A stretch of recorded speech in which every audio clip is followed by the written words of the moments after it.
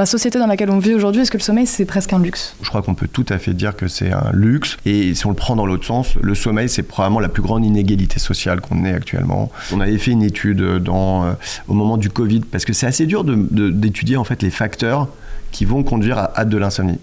Et pendant le Covid, on a eu cette phase où on a tous été confinés, enfermés chez nous. On parlait de lockdown au niveau international. Donc en fait, les gens ont changé leurs habitudes et on a pu regarder dans ces changements d'habitudes ce qui allait conduire à de l'insomnie. Certains, pendant cette période, ont mieux dormi, ce qui est étonnant parce qu'il n'y avait plus de contraintes. La majeure partie, quand même, à cause de cette explosion des rythmes, ont moins bien dormi. Plus le logement était petit, plus ça allait impacter le sommeil.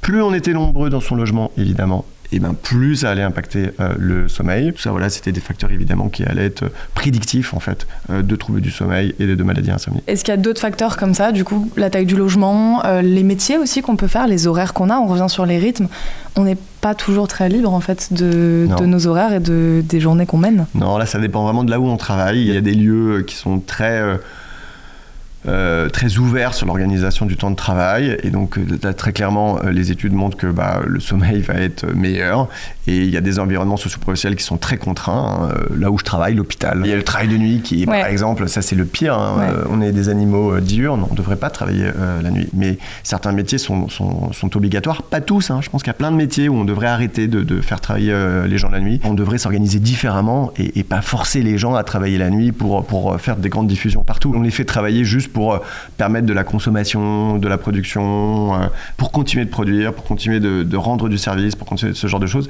Mais en vrai, il y a peu de métiers qui sont vitaux. L'hôpital, oui, parce que vous faites un infarctus en pleine nuit, il faut bien qu'il y ait quelqu'un en face de vous qui vous aide, il faut bien des pompiers, il faut bien des policiers. Il y a des métiers, on n'a pas le choix, il faut travailler la nuit. Il faut bien mesurer à qui on fait payer ce coût-là. C'est des gens qui devraient être davantage valorisés, davantage payés aussi, parce que clairement, ils en payent le prix pour leur santé également.